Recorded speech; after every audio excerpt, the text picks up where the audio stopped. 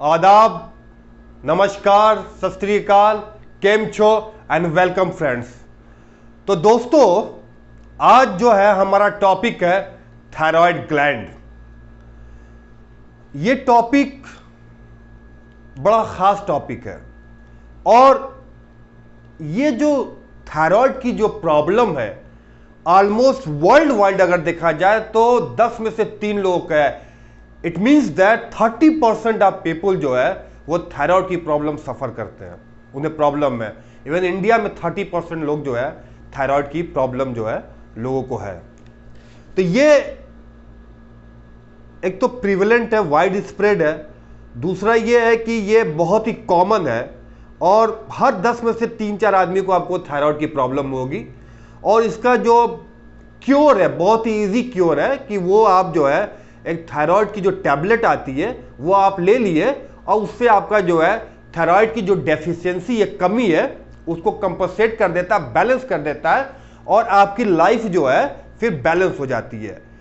इसका मतलब कि थायराइड जो है, थायराइड से निकला हुआ थायराइड हार्मोन जो है वो लाइफ के लिए बहुत ही इंपॉर्टेंट है। क्यों?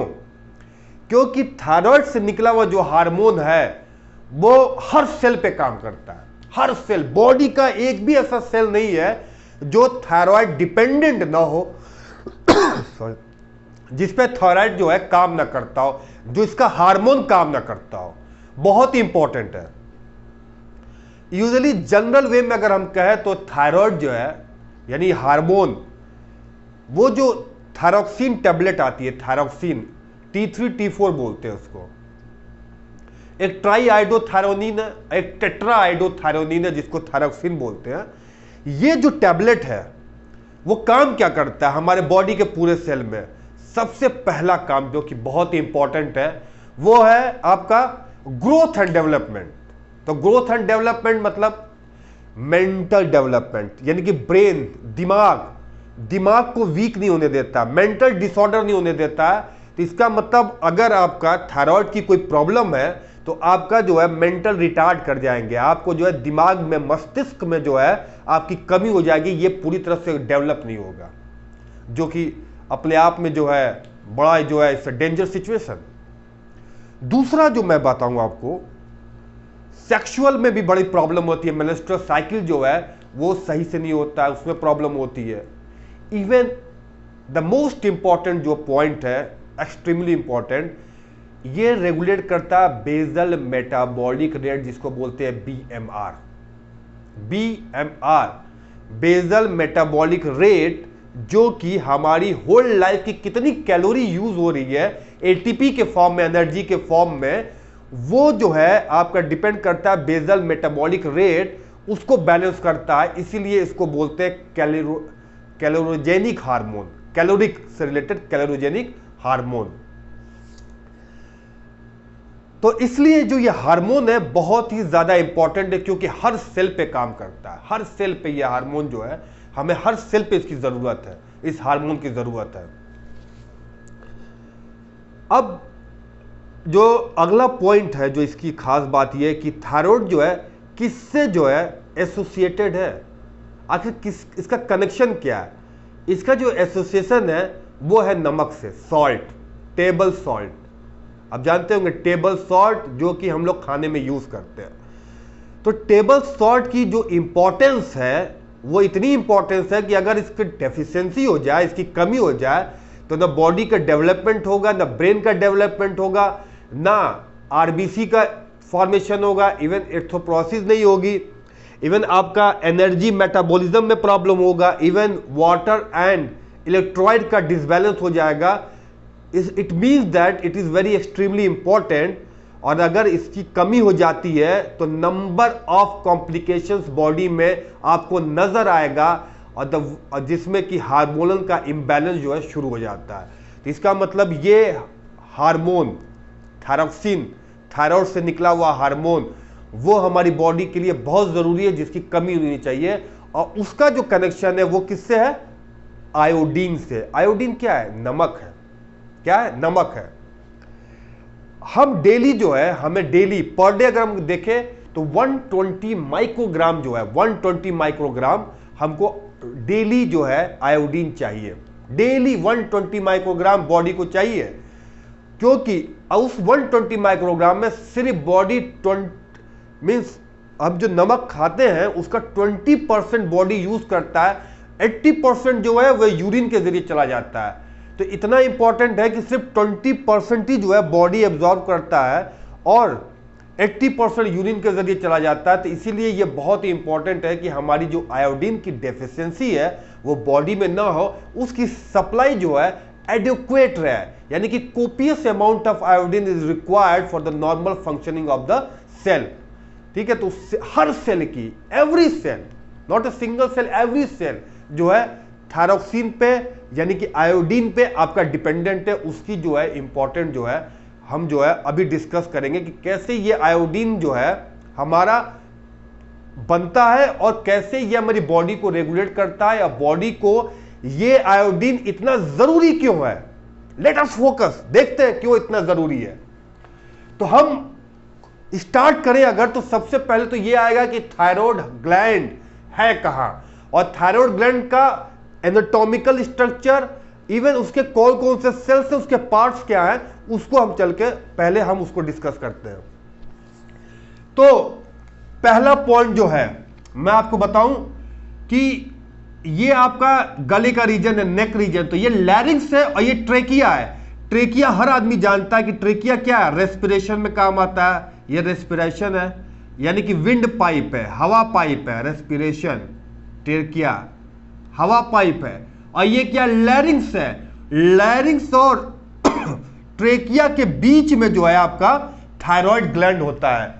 ये बड़ा जो है ये स्ट्रक्चर आप देख रहे होंगे, इसको थायराइड ग्लैंड बोलते हैं। ये थायराइड ग्लैंड का ऑलमोस्ट ओरिजिनल स्ट्रक्चर नहीं है, लेकिन बस ये है कि समझाने के लिए ये एक तरह से एनाटॉमिकल स्ट्रक्चर है।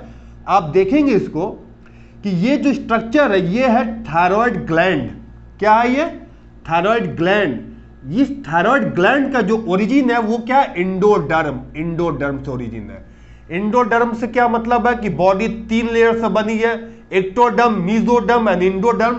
तो ये थायराइड जो है इंडोडर्म का पार्ट है। किसका पार्ट है, इंडोडर्म का पार्ट है। इंडोडर्म का पार्ट है, इंडोडर्म का पार्ट है। ये थायराइड ग्लैंड जो है, जो होती है थायराइड ग्लैंड, ये बीच में आप कनेक्टिव टिश्यू होते हैं जो 2 लोब को, यानी कि बाई लोब है, इन दोनों लोब को जोड़ता है, जिसको बोलते हैं इस्थमस। इस्थमस बहुत आसान है, इन दोनों को जोड़ने का जो काम करता है वो क्या करता है, इस्थमस। और इसका जो शेप है अगर आप देखेंगे तो एच शेप है, एच, हॉर्स, एच शेप की तरह, एच। आप इसको देखिए तो कैसा दिखेगा, ये एच शेप की तरह दिखेगा। ये थायराइड ग्लैंड जो है, इंडोक्राइन के जितने भी ग्लैंड है, जितने भी ग्लैंड पढ़ेंगे, ये थायराइड जो है सबसे बड़ा ग्लैंड है। सबसे बड़ा ग्लैंड जो होता है, the largest gland of the endocrine system is the thyroid gland, is the thyroid gland, जो कि बाइलोब शेप होता है।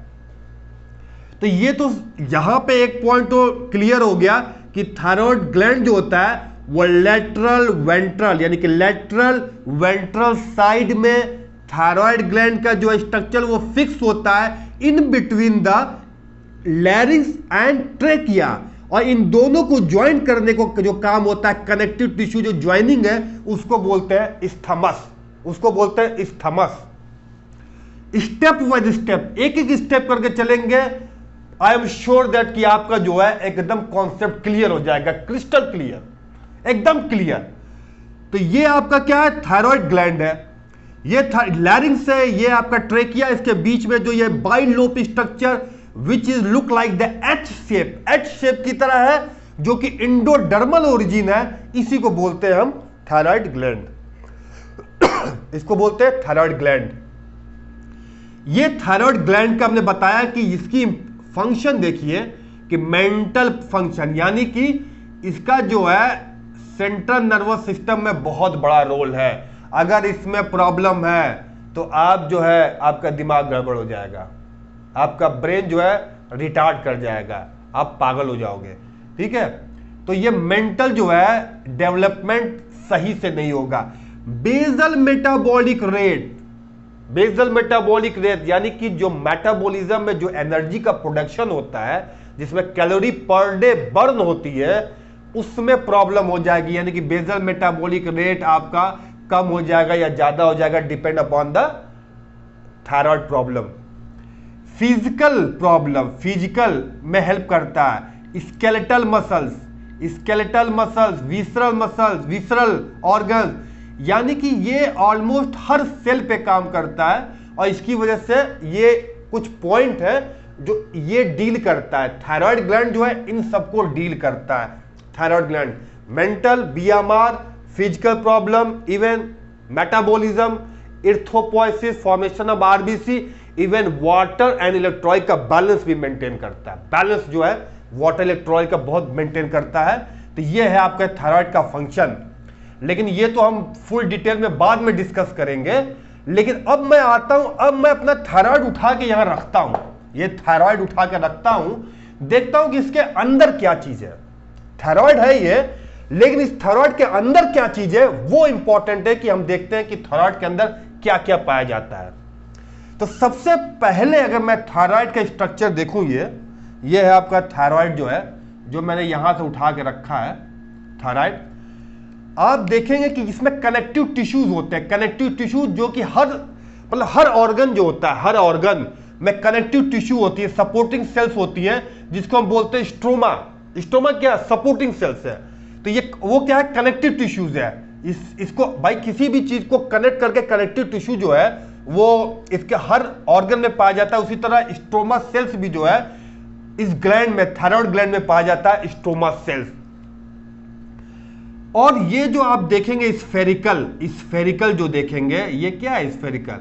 ये स्फेरिकल कहलाता है फॉलिकल, यानी कि थायराइड में जो फॉलिकल है वही डील करता है आपका ओरिजिनल थायरॉक्सिन के प्रोडक्शन में।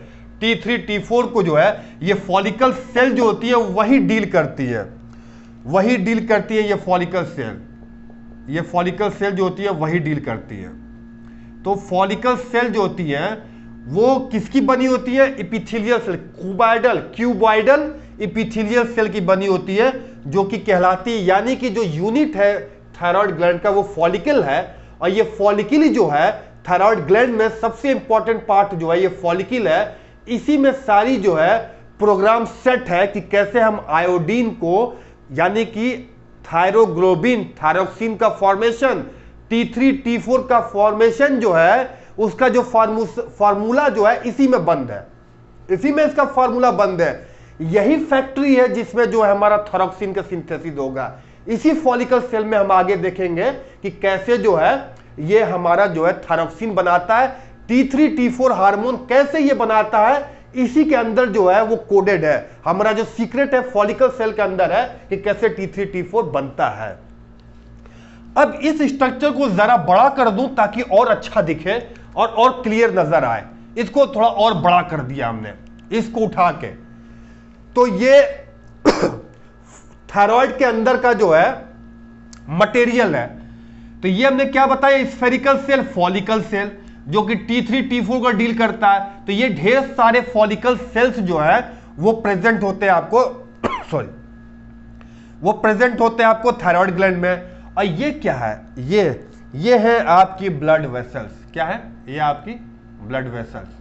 क्या है? ये ब्लड वेसल्स है, जो कि आप देखेंगे कि यही ब्लड वेसल्स के जरिए जो है आपका आयोडीन जो है, आयोडीन अंदर जो है इस फॉलिकल के अंदर आएगा। आयोडीन जो खाएंगे हम, आयोडीन डाइट के जरिए, यही है जो कि लेके आता है। ये ब्लड वेसल्स, हर जगह ब्लड वेसल्स तो होती है सप्लाई के लिए, ऑक्सीजन के लिए, और जो है इंपॉर्टेंट उसके जो है कंपोनेंट के लिए, जो कि सेल को जो है जिंदा रख सके, follicle cell, cuboidal epithelial cell को। तो ये क्या फॉलिकल, इसके अंदर फार्मूला सेट है आपका T3 T4 बनने का। ये क्या है? आपकी ब्लड वेसल से जो सप्लाई करेगी आपको, किसकी सप्लाई? आयोडीन की सप्लाई। अभी देखेंगे हम। अब क्या होता है कि एक यहां पे सबसे इंपॉर्टेंट पॉइंट है कि इन फॉलिकलों के साइड में एक पैराफॉलिकल सेल होता है। इन सेल को बोलते हैं हम पैराफॉलिकल सेल। क्या बोलते हैं? पैराफॉलिकल सेल, जो कि कैल्सिटोनिन हार्मोन सीक्रेट करता है। क्या सीक्रेट करता है? कैल्सिटोनिन हार्मोन, और कैल्सिटोनिन में देखिए कैल्शियम जुड़ा हुआ है, तो इसका मतलब ये जो है बॉडी के अंदर कैल्शियम का और आयंस का ये रेगुलेट करता है, मेंटेन करता है कैल्सिटोनिन। तो बेसिकली कैल्सिटोनिन क्या करता है, कैल्शियम को जो है चेक करता है, बॉडी के अंदर कैल्शियम जो है का हिसाब किताब ठीक है ना, तो कैल्शियम को जो है ये मैनेज करता है कैल्सिटोनिन। तो calcitonin parafollicular cell, parafollicular cell जो होती है ये साइड में होती है, पैरा मतलब साइड में है, तो ये क्या होती है, कैल्सिटोनिन सीक्रेट करती है, कैल्सिटोनिन। और ये जो आपका फॉलिकल सेल जो है, जो T3 T4 जो आज का टॉपिक है, T3 और T4 जो है करती है। तो एक बार और हम रिवाइज करते हैं ये आपका थायराइड ग्लैंड जो कि लैरिंग्स और ट्रेकिया के बीच में जो है फिक्स है, ये बाइलोप स्ट्रक्चर, ये एच शेप है, इसका काम है मेंटल डिसऑर्डर मतलब mental development, basal metabolic rate, physical growth and development, metabolism, erythropoiesis, sexual menstrual cycle, तो ये इसके फंक्शन है। अब इसको हम यहां पे उठा के ले आए, इसके अंदर देखें कि स्ट्रोमा है, तो स्ट्रोमा क्या कनेक्टिव सेल्स है जो ऑलमोस्ट हर ऑर्गन में होता है, तो कनेक्टिव टिश्यूज है तो इसको स्ट्रोमल सेल्स कहेंगे। ये फॉलिकुलर सेल्स है जो क्यूबाइडल एपिथेलियल सेल का बना हुआ है, इसी में हमारा फार्मूला सेट है कैसे T3 T4 बनेगा। इसको यहां पे लेके आया तो यहां पे और बड़ा किया तो देखा ब्लड वेसल्स चारों तरफ है, ब्लड वेसल ही तो सप्लाई करेगा आयोडीन का, तो ये ब्लड वेसल चारों तरफ है। ये ब्लैक डॉट जो है वो क्या स्ट्रोमल सेल है जो कि मैंने बताया कनेक्टिव टिश्यूज है, और ये जो है साइड में क्या है पैराफॉलिकुलर सेल है जो कैल्सिटोनिन हार्मोन सीक्रेट करता है। क्या सीक्रेट करता है, कैल्सिटोनिन हार्मोन सीक्रेट करता है। अब जो है अब इसके अंदर जो फार्मूला बंद है T3 T4 का, अब उसको देखेंगे कि ये T3 T4 जो है कैसे डील करता है और कैसे इसका फॉर्मेशन होता है। ये जो स्फेरिकल है मैंने उठा के यहां रख दिया, उठा के यहां रख दिया, और ये क्या है ब्लड वेसल्स है, और ये क्या आयोडीन की सप्लाई, ये GIT यानी हम खाते हैं तो गैस्ट्रो इंटेस्टाइनल ट्रैक्ट के जरिए ये आयोडाइज जो है ये बॉडी के अंदर आता है। अब ये आयोडाइज्ड है, इस पे चार्ज है, माइनस चार्ज है, आप देखेंगे ये I माइनस आयोडाइज। एक्चुअली क्या होता है कि जो टेबल सॉल्ट जो हम लेते हैं वो आयोडाइज फॉर्म में होता है। आयोडाइज फॉर्म में क्यों होता है, वो इसलिए कि एक आयोडाइज फॉर्म जो यह है I माइनस करके आयोडाइज फॉर्म, वो 1000 पार्ट ऑफ और साल्ट के बराबर होता है। 1000 पार्ट, 1000 पार्ट जो साल्ट को होता है उसके बराबर होता है, इसीलिए ये आयोडाइज फॉर्म में है। और इसीलिए हम जब टेबल सॉल्ट लेते हैं तो देखते हैं कि आयोडाइज है कि नहीं। जब आयोडाइज होता है तो हम लेते हैं क्योंकि ये 1000 पार्ट के बराबर है, आपके सॉल्ट के 1000 पार्ट के बराबर है, ताकि आपके पास जो है आयोडीन की डेफिशिएंसी, डेफिसिट, स्कार्सिटी, उसकी कमी ना हो। तो इसलिए हम जो है आयोडाइज लेते हैं जो कि माइनस है यहां पे, जो कि आपका 1000 पार्ट ऑफ द सॉल्ट के बराबर होता है। तो इसीलिए हम नमक पे देखें इट इज आयोडाइज्ड है। अब ये जो आयोडीन है, ये आयोडीन जो है आपका, ये आयोडीन जो है ब्लड वेसल्स में आया यहां पे सप्लाई, इसके जरिए जो है अब इसको अंदर जाना है, फॉलिकल सेल में जाना है, इसको अंदर जाना है, फॉलिकल सेल में जाना है। यहां पे जो सबसे इंपॉर्टेंट पॉइंट बताऊं मैं आपको, जो ये नमक है आयोडाइज्ड है, ये एक प्रोटीन के साथ इसको जुड़ना है, थायरोग्लोबुलिन, एक प्रोटीन बनेगी इसके अंदर, फॉलिकल के अंदर एक प्रोटीन बनेगी, और ये प्रोटीन होगी यहां, फॉलिकल प्रोटीन होगा, यहां पे प्रोटीन बनेगा, और इस प्रोटीन पे जाके ये आयोडीन को यहां पे जाके लगना है। क्या है, यहां पे लगना है, यानी कि उसके अंदर प्रोटीन बनेगा, और जो टेबल सॉल्ट यानी आयोडीन जो है गैस्ट्रोइंटेस्टाइनल ट्रैक्ट के जरिए आया हुआ है, ये जाके इस पे फिक्स हो जाएगा, इस प्रोटीन पे फिक्स हो जाएगा, तब आपका थायरोग्लोबुलिन का फॉर्मेशन होगा, यानी कि आयोडीन थायरोग्लोबुलिन का फॉर्मेशन होगा, और उसी को T3 और T4 हम कहते हैं, उसी को T3 और T4 कहते हैं। तो इसका मतलब कि सेल के अंदर ये Tg जो है वो थायरोग्लोबुलिन है। क्या है, थायरोग्लोबुलिन, ये आयोडाइड जो है इससे मिलके थायरोग्लोबिन बनाएगा, और इसी को बोलते हैं कोलाइडल, जो यानी कि ये जो ल्यूमन वाला एरिया है वो क्या है, ये ल्यूमन एरिया, ये ल्यूमन है, ठीक है। इसमें क्या होगा कि थाउजेंड्स ऑफ थायरोग्लोबुलिन प्रोटीन होगा। तो यानी ये बोलेंगे आयोडाइज कोलाइडल सॉल्यूशन होगा किसका, थायरोग्लोबुलिन प्रोटीन का, ये कोलाइडल सॉल्यूशन होगा। अब यहां पे अब जो इंपॉर्टेंट पॉइंट है कि ये आप देखेंगे मेम्ब्रेन, ये मेम्ब्रेन है, ये मेम्ब्रेन, ये क्या बेजल मेम्ब्रेन कहलाती है क्योंकि ये इस साइड बेजल साइड है, ये लेटरल मेम्ब्रेन है और ये क्या एपिकल मेम्ब्रेन है। पता है इस मेम्ब्रेन का अलग फंक्शन है, इस मेम्ब्रेन का अलग होता है, इसका अलग होता है और इसका अलग होता है। यानी कि बेजल ये है, लेटरल ये है और एपिकल ये है, एपिकल। तो इसको बेजल, लेटरल, एपिकल को डिटेल में समझने के लिए मैंने एक सेल को, यानी कि मैं क्या किया हूं, ये सेल है, ये एरिया सब एक ही जैसा है, सब थायरोग्लोबिन बनाएंगे। तो ये एरिया और ल्यूमन एरिया हमने यहां उठा दिया है। तो आप देखेंगे कि ये एक हिस्सा जो है वो एक हिस्सा ये है और इसके साथ ये ल्यूमन गोल सा जो है वो ल्यूमन एरिया है, ताकि इसके अंदर क्या क्या हो रहा है वो हम समझे, अच्छी तरह से समझे इसको। तो सबसे पहले मैं इस एरिया के बारे में बताऊंगा। ये बेजल एरिया है, क्या है, बेजल एरिया। ये क्या, लेटरल एरिया। मैंने इसी को मैग्नीफाई कर दिया है, लार्ज कर दिया, ताकि वहां जो जो हो रहा है वो यहां पे हमको समझ में आ जाए। तो अब ये एरिया जो एक है वो क्या, ये वाला एरिया, एक हिस्सा ये और ये साइड में ये। तो देखिए सबसे पहले तो ये एरिया समझे, ये क्या है, ये बेजल है, ये बेजल मेम्ब्रेन है। इस साइड का जो होता है बेजल मेम्ब्रेन, ल्यूमन के साइड का होता है एपिकल मेम्ब्रेन या ल्यूमन मेम्ब्रेन। ये क्या है, ल्यूमन है, देखिए क्या है, ल्यूमन है। ये क्या है, एपिकल है और ये लेटरल है, ये क्या है, लेटरल मेम्ब्रेन है।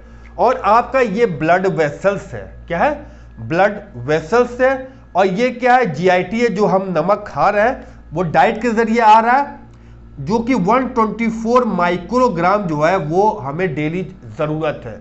124 माइक्रोग्राम जो है डेली इसकी जरूरत हमको पड़ती है। अब ये जो आयोडीन है, आपको मैं बताऊं, यहां पे इंपॉर्टेंट पॉइंट जो है, एक्सट्रीमली इंपॉर्टेंट पॉइंट जो मैं बताऊंगा आपको, कि यहां पे जो आपका आयोडाइज्ड, ये क्या आयोडाइज्ड है, आयोडाइज्ड क्या है, माइनस चार्ज है। ये इंटरस्टिशियल फ्लूइड में आया, अब ये माइनस चार्ज है।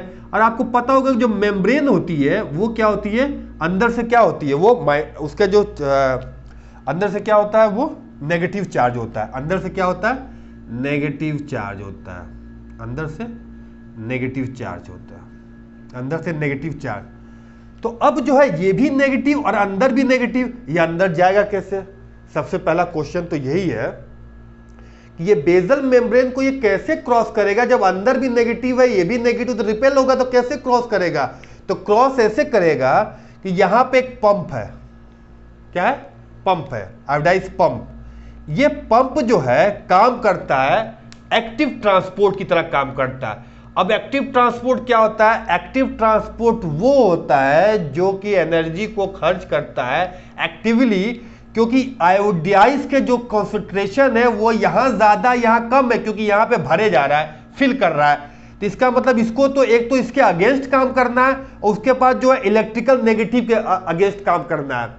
यानी कि जो आपका जो ये पंप है दो तरीके से काम कर रहा है, एक तो कंसंट्रेशन ग्रेडियंट के अगेंस्ट और एक तो इलेक्ट्रिकल ग्रेडियंट के अगेंस्ट।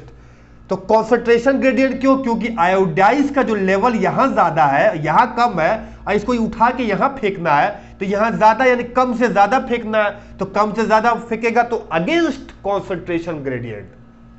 और नेगेटिव चार्ज है तो against electrical gradient, against electrical gradient जो है ये पंप काम करता है, ये पंप काम करता है, अगेंस्ट इलेक्ट्रिकल ग्रेडियंट जो है काम करता है। तो ये अब आप आ जाइए, तो अब जो है हमने इस पंप के जरिए ये पंप, ये आयोडाइज पंप जो है, अब इसको जो है उठा के अंदर फेंक दिया, यहां पे आ गया आपका ये आयोडाइज, यहां पे आ गया, यहां पे आ गया। एक जो इंपॉर्टेंट पॉइंट यहां पे ये है कि इसमें से जो 20% ही जो होता है, जो हम खाना खाते हैं, इसमें का 20%, सिर्फ 20%, 20% जो है वो यूज में जाता है, 80% यूरिन के जरिए निकल जाता है। 80% समझिए कि आप यूरिन के जरिए निकल जाए, सिर्फ 20% यहां जाता है। तो कितना ये जो है प्रीशियस है आयोडाइज, कि सिर्फ 20% जा रहा है, 80% तो निकल जा रहा है। इसलिए ये बहुत ही जो है कीमती है, ये आयोडाइज जो है बहुत ही कीमती है, ताकि इसका जो है इसका यूज जो है हर सेल के अंदर है। तो ये एक्सट्रीमली जो है ये बहुत ही प्रीशियस अमाउंट है, प्रीशियस आयोडाइज है ये। तो ये आपका आयोडाइज आ गया, 20% यूज होता है, 80% यूरिन के जरिए निकल जाता है। तो ये एक बहुत ही इंपॉर्टेंट पॉइंट है। और ये क्या सेल है? थायरोसाइड सेल है, थायराइड की सेल है थायरोसाइड, यानी कि ये फॉलिकल है। और ये क्यूबाइडल एपिथेलियल सेल है जिसको थायरोसाइड भी बोलते हैं, साइट मतलब सेल, थायरोसाइड थायराइड की सेल। तो अब जो है पहला पॉइंट जो है, जो सबसे इंपॉर्टेंट पॉइंट हमने बताया, कि एक बार फिर से मैं रिवाइज करता हूं ताकि कंफ्यूजन ना हो। थायराइड ये हमने समझा दिया, लाइनिंग ट्रेकिया के बीच में थायराइड को हमने यहां उठाया, ये गोल गोल स्फेरिकल फॉलिकल है, ये भी फॉलिकल सेल है। अब फॉलिकल को उठा के हमने यहां रख दिया, ये फॉलिकल का आप देखेंगे कि यहाँ पे थायरोग्लोबुलिन और आयोडाइज मॉलिक्यूल आ रहा है, और ये ल्यूमन में जाके यहाँ पे थायरोग्लोबुलिन प्रोटीन जो है आयोडाइज के साथ मिलके और ये T3 T4 बना रहा है, और फिर T3 T4 को दोबारा ब्लड स्ट्रीम में भेज जा रहा है ताकि वो जाके सेल पे काम करे, एवरी सेल पे जाके आपका ये इस पे एक्शन करे, एवरी सेल पे जाके एक्शन करे, ठीक है। तो इसलिए कोलाइडल जो है ये कोलाइडल सोल्यूशन है थायरोग्लोबुलिन का प्रोटीन। अब इसको और अच्छा समझने के लिए ये एक हिस्सा, क्योंकि सारे जो ये एपिथेलियल कोलाइडल एपिथेलियल सेल के जो थायरोसाइड्स हैं, सारों का रोल एक ही है। तो एक उठा के हमने यहां रख दिया कि आखिर हो क्या रहा है इसके अंदर। तो इसके अंदर क्या हो रहा है, और ये ल्यूमन है, तो इसके अंदर क्या हो रहा है, बहुत ही आसान है। ये आपने टेबल शॉट लिया, ये आपका जो है आयोडाइज गया, आयोडाइज जो है पंप के जरिए अंदर चला जाएगा, against concentration gradient, against electrical gradient.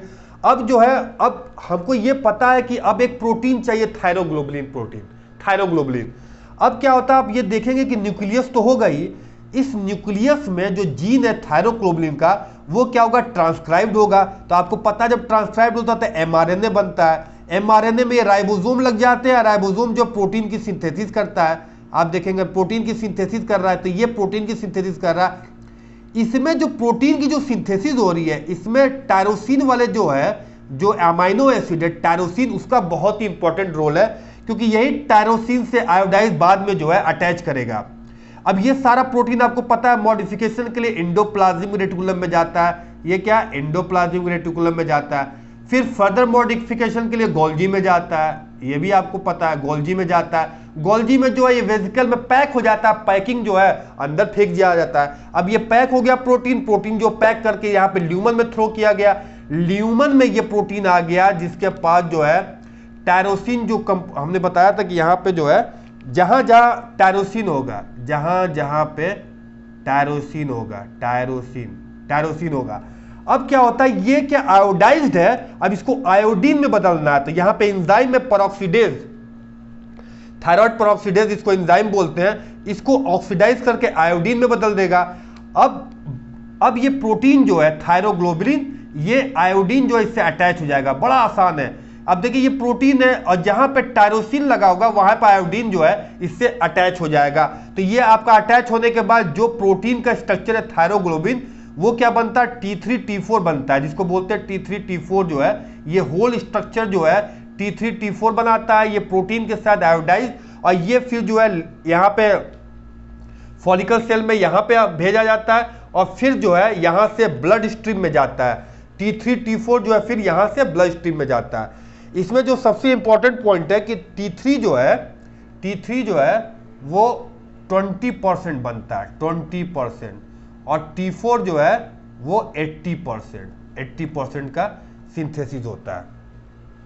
यानी यहां पे सिर्फ अगर समझे कि एक प्रोटीन के साथ आयोडीन मिल गया, अब ये आयोडीन जो ये प्रोटीन के साथ जो कॉम्प्लेक्स है उसी को T3 T4 बन जाता है, उसी को हम थायरोग्लोबुलिन कहेंगे जिसके साथ आयोडीन लगा हुआ है, T3 T4। अब ये T3 यहाँ पे 20% तो T3 बनता है और T4 जो होता है 80% बनता है। अब ये 80% T3 T4 जो है दोबारा ब्लड में आएगा, ब्लड के जरिए अब जो है सेल पे जाके इसका काम होगा। लेकिन ब्लड में जब जाता है तो एक यहाँ पे थायराइड बाइंडिंग प्रोटीन है, इसके साथ अटैच हो जाता है, ताकि ब्लड में जो है इसकी हाफ लाइफ जो है जो होती है, हाफ लाइफ का मतलब ये होता है कि जो T4 है इसकी जो हाफ लाइफ है 6 डेज है, 6 डेज, और इसकी हाफ लाइफ जो है वो है आपकी ऑलमोस्ट, जो आपका T4 है, T4 का है 6 डेज और T3 का 10 डेज, यानी कि ब्लड में ये 10 दिन तक रह सकता है, ये 6 दिन तक रह सकता है। कहने का मतलब ये है कि T3 जो है वो आपका 20% बना, T4 जो है आपका 80% बना। अब ये ब्लड में कितने दिन तक रहेगा T3 वाला? T3 जो है 10 दिन तक रह सकता है, हाफ लाइफ जिसको बोलते हैं, और ये कितना 6 दिन तक रह सकता है, ठीक है। और किस पे ये रहता है? Thyroid binding protein. ये प्रोटीन कहाँ से बनता है? लीवर से।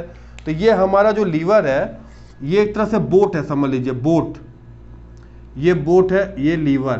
तो लीवर सिंथेसाइज करता है और लीवर जो है सिंथेसाइज करके थायराइड बाइंडिंग प्रोटीन जो है, थायराइड बाइंडिंग प्रोटीन ये बनाता है और यहाँ से इसके अंदर जो होता है T3 T4 बाइंड हो जाते हैं। एक बहुत ही इंपॉर्टेंट यहाँ पे जो वो है कि जो ये T3 T4 बनता है, तो इस थायराइड बाइंडिंग प्रोटीन जो होता है T4 जो है ज़्यादा टाइटली बाइंड करता है। T4 जो है ज़्यादा इसकी जो है इसकी बाइंडिंग कैपेसिटी ज़्यादा है T3 के मुकाबले में इस प्रोटीन के जरिए। अब ये जब बाहर आते हैं T3 T4, लेकिन T3 ही जो है जाके सेल पे काम करता है, तो बाहर आने के बाद T4 जो है वो फिर T3 में चेंज हो जाता है। 5 अमाइनो डीएमिनेज, ये एक एंजाइम है जिसको T3 में कन्वर्ट कर देता है। अब ये T3 जो है ही जाके ग्रोथ में, मेटाबॉलिज्म में, basal metabolic rate, central nervous system में, इर्थोपोइसिस में और मेंटेनेंस ऑफ वाटर और इलेक्ट्रोलाइट के लिए हेल्प करता है। ये मैं बाद में डिटेल में बताऊंगा। इसका मतलब ये हो कि बहुत ही आसान है, कंफ्यूजन नहीं एकदम। ये आपका वो डाइट के हिसाब से आयोडीन आया, ये प्रोटीन बनाया थायरोग्लोबुलिन प्रोटीन, जिसको हम टीजी बोल रहे हैं, थायरोग्लोबुलिन प्रोटीन। ये थायरोग्लोबुलिन प्रोटीन जो है इसके टायरोसिन से आयोडीन लग गया। जब ये आयोडीन लग जाता है तो ये जो पेप्टाइड बन जाता है T3 T4 हो जाता है। T3 जो होता है 20% बनता है, T4 80% बनता है। अब ये T3 T4 ही जाके ब्लड में चला जाता है। ब्लड में तो ऐसे रहेगा नहीं, तो एक प्रोटीन है थायराइड बाइंडिंग प्रोटीन जो लीवर बनाता है, इसके साथ अटैच हो जाता है। T4 जो है ज्यादा स्ट्रांगली अटैच होता है। अगर इसका मतलब ये कि T4 अगर 10 अटैच होगा तो T3 जो है 2 अटैच होगा। अब यहाँ पे तो इसकी अटैच होने की कैपेसिटी ज्यादा है, लेकिन जो बाहर काम करेगा वो T3 ज्यादा काम करेगा। T4 कम काम करता है, T3 ज्यादा, इसलिए T4 जो बाहर आएगा वो भी T3 में बदल जाता है, एक एंजाइम में 5 अमाइनो डीएमिनेज। तो अब T3 जो है वो T3 जो बन जाता है वो T3 जाके जो कि आपको थायराइड ट्राईआइडोथायरोनिन जो है वो जाके सारे सेल पे काम करता है, सारे सेल पे काम करता है। तो ये है आपका एक होल जो है स्ट्रक्चर और उसका फंक्शन, थायरोग्लोबिन का फॉर्मेशन कैसे होता है और कैसे आयोडीन जो है, आयोडीन का रोल कैसे है, ये आपको जो है हमने एक्सप्लेन किया है। बहुत ही आसान है। थायराइड के अंदर फॉलिकल सेल के अंदर जो है थायरोग्लोबिन बना, ब्लड के जरिए डाइट के आयोडीन गया, आयोडीन उसके साथ जो है जुड़ के आपको T3 T4 गया और T3 T4 बाहर निकल के उसको काम करना, हर सेल पे काम करना है। और वो कैसे काम करता है? वो T3 स्टेरॉइड हार्मोन है। ये सेल के अंदर रिसेप्टर जो होते हैं सेल के अंदर होता है, न्यूक्लियस के अंदर होता है, वहां जाता है और वहां पे growth and development, sexual menstrual cycle, sexual development, mental development, basal metabolic rate, metabolism, ये न्यूमरस वेरियस टाइप ऑफ जो फंक्शन है वो जो सेल को ये काम करता है जब T3 का बनता है। तो ये जो आयोडीन था, जो नमक था, उसको T3 बनना था, उसको T3 बनना था। तो यहाँ पे जो आयोडीन आया वो T3 T4 बना। और इस तरह हम लोग जो टैबलेट लेते हैं वो थायरॉक्सिन के फॉर्म में लेते हैं ताकि हमारे बॉडी के अंदर ग्रोथ अच्छी तरह से हो, मेंटल जो है वो फंक्शन अच्छी तरह करे और बाकी सारी चीज़ें जो है अच्छी से हो सके। तो ये हमारा जो है आज का थायराइड का जो था, ये हमारा आज का लेक्चर था। और आगे जो है मैं इसका रेगुलेशन और डिटेल में इसका फंक्शन बताऊंगा। और अगर कोई कंफ्यूजन हो तो आप प्लीज़ कमेंट में ज़रूर लिखें हमको। तो ये है आपका थायराइड ग्लैंड, जो कि सबसे बड़ा एंडोक्राइन ग्लैंड है। सो आज का लेक्चर मैं यहीं पे समाप्त करता हूं। Thank you very much. और मैं रिक्वेस्ट करता हूं कि आप जो है सब्सक्राइब ज़रूर करेंगे। So thank you very much.